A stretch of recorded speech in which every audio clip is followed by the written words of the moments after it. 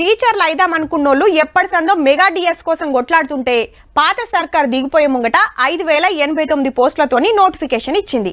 బొచ్చడు ఖాళీలు ఉండే వరకు ఆ నోటిఫికేషన్ రద్దు చేసి ఇంకిన్ని పోస్టులు పెంచి 11,062 పోస్టులతోని మెగా డిఎస్ నోటిఫికేషన్ విడుదల చేసింది ఈ గవర్నమెంట్.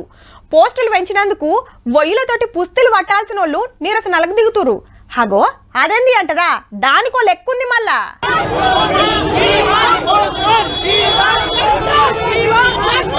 డిఎస్సి పరీక్ష వాయిదా వేయాలన్న నీళ్లు వచ్చినోళ్ళని వచ్చినట్టు వ్యాన్లకు ఎక్కిస్తున్నారు వాళ్ళు. అగో దొరికినోళ్ళని దొరికినట్టు ఎట్లెత్తుకపోతున్నారో. హైదరాబాద్ లో చదువుల శాఖ ఆఫీస్ ముంగట గిట్ల నడిచింది. ఇంతకు మనోళ్ళ డిమాండ్ ఏంటంటే పోస్టులు తక్కువ పోస్టులు పెట్టుకునేసి ఎక్కువ మంది ఆస్పిరెంట్స్ ఉన్నారు. ఇప్పుడు కొద్దిగా చదువుకోవడానికి టైం ఇవ్వకపోతే ఎట్లా సార్? సిలబస్ ఏమో హెవీ ఉంది. అవతల ఏపీ గవర్నమెంట్ తీసుకుంటే 3 months టైం ఇచ్చిండ్రు టెట్ కి డిఎస్సి మధ్య. మనకు 1 month టైం ఇస్తే మొన్ననే టెట్ పరీక్ష రాసిండ్రు.